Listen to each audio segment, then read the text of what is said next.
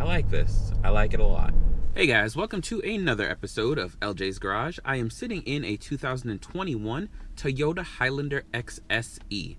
It's such a hard way to say those letters together, but XSE. And when it comes to the Highlander, unfortunately, fortunately, there are so many trims. Today we're going to talk about just the XSE and the gas motor, the 3.5 liter V6. If you are looking for one of these, keep in mind that if you don't opt for all-wheel drive, you're going to get front-wheel drive. And yes, the 2022 models are out, so keep in mind there's a couple different changes and things to look for. But for the most part, what you get in 2021 is what you're going to get in 2022. So with that being said, let's dive right into this one. Horsepower and torque: 295 horsepower, about 260 something ish foot-pounds of torque. It'll do 0 to 60 in about 6.8 seconds, which is actually way better than the other trims. And that's not really saying a whole lot. The purpose of the my lord, I'm never going to get that right. The purpose of the XSE is to be the sportier version of all the other Highlander trims. And so you're going to notice you got these sportier wheels. Your grille is going to be a little bit different. You're going to have a little bit more black accents around the place. And overall, Toyota went ahead and they tuned the suspension and steering of this to give it a little bit more of a edge around the three-row SUV market. You're going to have your 8-speed automatic transmission, which is perfectly fine. If you go for the hybrid, there's the CVT option. The coolest thing about this, though, is that it still is able to pull 5,000 pounds, which is actually pretty impressive for a third-row SUV. There's not a whole lot that actually beats that out unless you're going with some big V8 or something like the Grand Cherokee L, you know, with a bigger V6 and everything that can tow about 6,800 pounds, right around that ballpark. So 5,000 is pretty solid and respectable. Gas mileage, you can expect about 20 to 27 miles per gallon. And I mean, if you're getting an SUV in this day and age and it's not a hybrid, for a V6, an older platform and an older drivetrain, that's actually really impressive. This may not excite all of you, but it excites me. This is the first Highlander that has dual exhaust. Although it doesn't sound like anything spectacular, it's a V6. Dual exhaust tips are kind of cool. It makes you feel like, you know, you're kind of hip and sporty and athletic, even though this isn't all that. It is still a large three-row SUV. And I use the term large relatively. To me, anything bigger than a sports car is large, but to some families, this may be just right. And to others, once I get in that third row, you might say that it's a little too small, but it all depends on what your needs are. The only thing else that's really key to point out right now is these start at about $41,000, $42,000, and this is pretty much what you get for the middle of the road. There's the XLE, which is more luxury, but this one, the XSE, is the sportier option, and I love it. You see right now I'm sitting on these nice leather seats, and there's a leatherette option, and then there's leather, and these actually are no extra cost to get these nice red interior seats, and I love this. This sitting in here, it doesn't feel like it's a Highlander until you look behind you and there's 3 rows. And when you get out of this, which let's talk about the outside, why don't we? This is a good looking SUV and it's one of my favorites. The only issue I have with it is I tend to like more square SUVs, and this is a lot more curvy. And so, you know, I like curvy, but not necessarily in my SUVs. So here's some shots of the outside. You can see what I mean about the sportier feel. You know, these wheels, 20-inch wheels, those are nice. These are very nice. And Toyota did a good job of wrapping the whole thing together to give that little bit edgy feel to the, you know, plain Jane 3-row SUV that the base trim Highlander can sometimes be. And I mean that in a non-offensive way. I do like the base trim and it has a place in the market. But when it comes down to just cookie cutter type things, that looks just like an ordinary SUV, whereas this has a little bit more character, a little bit more personality. And I'm not saying that's worth the extra money. You guys will decide on that. But to me, I would rather spend the extra money and have something that I see every day that looks appealing to me, which this is extremely attractive. So let's actually start on the inside, where this actually matters to buyers. You want this for the third row. Otherwise, you drive something like a RAV4, smaller, and maybe not need the third row. So I'm going to hop right in there and we're just going to go right into this. So I'm going to go ahead and hop in. So here you got your beautiful red interior. And I mean, Toyota's outdone themselves on this. This was not necessary at all, but I love it. I love it. On these windows, you got your little hater blockers, your little shades. Keeps everything nice and cool back here, and a little bit more privacy for whatever shenanigans you do back here. Your seats, comfortable. And like I said, leather or leatherette. Otherwise, it's pretty straightforward. Cup holders right there in the middle. You got climate control vents back here, because this is a tri-zone climate control. And then let's talk about getting into the third row. Simple as pushing this slides forward, and this is the amount of space that you get. It's not the greatest, but there are worse back seats to get to. And now I've got that popped up. You can see what I mean about a little tight. So I'll go ahead and hop in. Oh my Lord, good Jesus. All right, so I'm back here now, and I haven't even locked this seat, but I'm telling you that this is not working out. So I'm gonna go ahead and put this one back up too. And you can see, look, this is all the leg room that you'd have back here. So let's do this, and let me slide this up a little bit further. Okay, so I went ahead and I put that about my height. I'm 5'9", I could get my legs right in there. But look at that. What is this? So, yeah, this isn't it. This is terribly uncomfortable and snug as a bug in a rug. I don't know if people still say that expression, but I feel like I understand what that means. I got headroom. Like I said, I'm 5'9", but this sits up a little bit higher than normally. Like the floor seems to be a little bit raised, because as you can see, I can kind of see over this seat, and it feels just a little bit higher. And I know that it might feel like I'm holding the GoPro up high, but trust me, it's snug back here. So like I said, 5'9", and this is me. This is me. With all that being said though, the Highlander does a lot of other good things, and it gives you this optional third row for emergencies, or if you have smaller kids. This is actually not too bad. You could throw them up in here and get in and out pretty easily. So I'm gonna leave these two second row seats set for the way that I have to fit in the back seat, and show you guys the room that you would have back here. So this one is all the way back, and there's hardly any leg room. This one was the one that I set for me to have a little bit leg room. A little bit of leg room. Jeez, I can't talk. Ugh. Whew. Okay, so there's my leg room, and this is me again, and that would be me, two of me.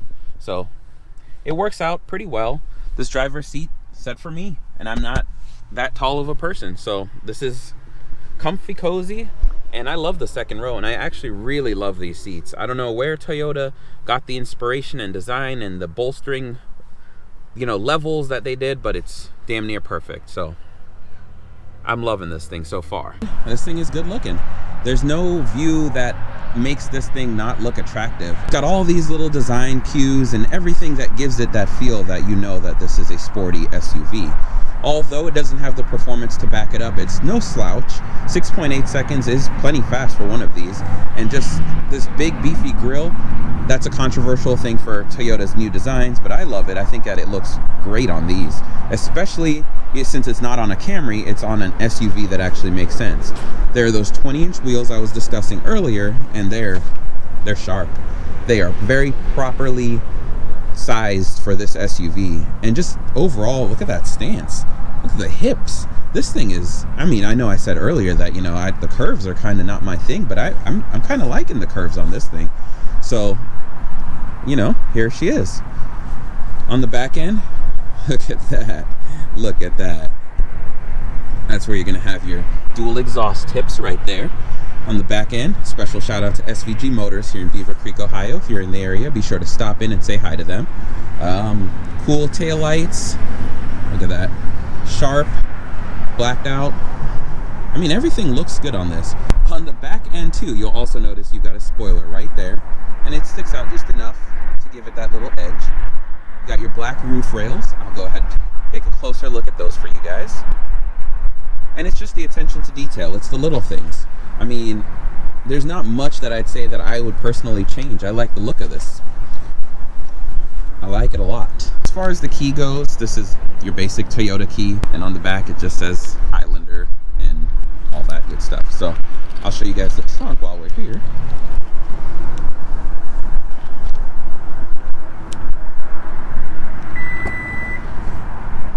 Dun, dun, dun, dun. It's opening.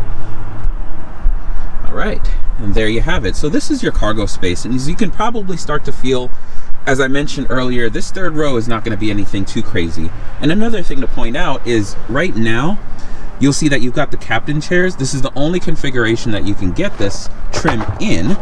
And if I were to move these floor mats out of the way, you can kind of see this is your cargo area. I could put my foot up a little bit.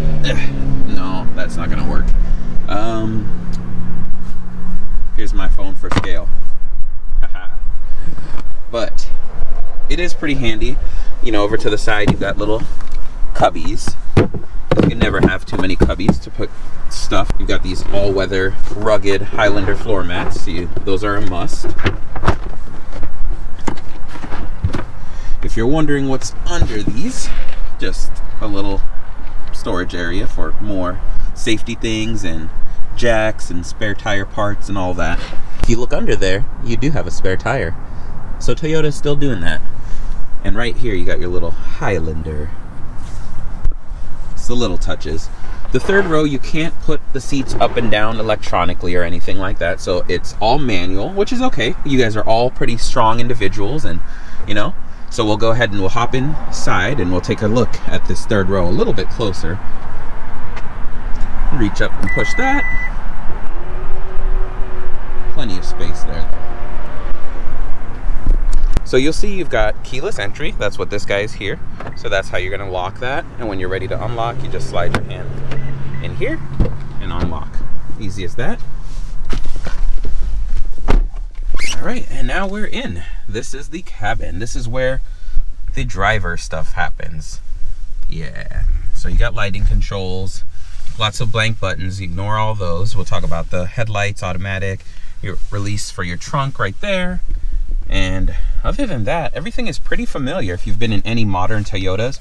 You know, turn signals, windshield wiper stock, all of that. This is how you control your menu. You got your cruise control settings, as well as your lane keep and your blind spot monitoring, forward collision avoidance. Those are all pretty easy to get to. On this center stack right here, which I'll turn this on in a little bit. Actually, let's turn this on now. It's pretty quiet. I'll give you guys a little audio clip. See? She don't sound like too much. But I love what you get up here. You'll notice that at the front, you can see, oh, we're listening to rock right now. Nope, not today. You'll notice that up front, you've got seatbelt status. It'll tell you who's wearing their seatbelt or not. And I pretty much love this use of analog/digital. This is the very nice 8-inch touchscreen display. If you want, there is a larger screen, but this is perfectly fine. And I think that this is what most people would be happy with. You got your heated seats right there, 3 different levels, so you can toast your buns however you like. You can control the rear occupant's climate control settings from here. So you do that, and you can actually just turn that off completely if no one's back there. Touchscreen is nice and responsive, but you can use physical buttons if you need. Android Auto, Apple CarPlay, which would be in like your projection settings, and nothing's connected right now. You can click on map. We don't have Toyota navigation, but every single physical button you could just do with the screen. So let's talk about safety. You're gonna have forward collision avoidance, you're gonna have blind spot monitoring, you're gonna have lane keep assist. You have all of those things, your lane departure warnings, they're all here. Toyota doesn't really care about the high-tech stuff, but they do care a lot about the high-tech safety stuff.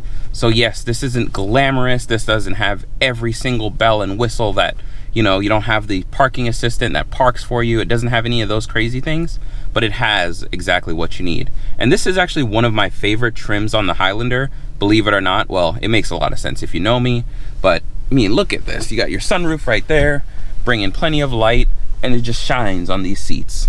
Let's just, yeah. Then back up here, you got your shifter. Like I said, 8-speed automatic transmission, tried and true, so is the 3.5 liter V6. Your different drive modes, and your different little, you know, all-wheel drive controls. So you can go to rock and dirt, mud and sand, and you push for normal mode. Electronic parking brake, individual button for snow mode right there, traction control, and then you got your stop start, which you can, you know, adjust that as you like. Charging ports up there, more little cubby spaces, large glove box, plenty of storage in that, storage in the doors. this little center console, so you got your wireless charging pad right there. You can turn it on with a little button, move that out of the way, and you got all this storage space in there. But it's pretty nice, and hopefully phones don't get any larger than that, because that would suck. But I think we're pretty much at this point where that makes the most sense for a size of a smartphone. In fact, I have a Galaxy S21 Ultra, and it just sits right in there, and it's the perfect size. Look at that. And just like that, I think that's everything that I think is important to know on one of these. And I wish there were more cool gadgets and things like that, but this is just not about that. Power seats and, you know, physical buttons for things that you need physical buttons for. This is a well-balanced way to, you know, meet future needs, which is all the safety requirements, but it doesn't hit you over the head with technology. So you can focus on the little children that you have back there, or, you know, if you're chauffeuring or doing whatever, you know, that's always nice. Having those third row seats up changes things quite a bit, and I already think that it feels large, but it's nimble enough, I guess.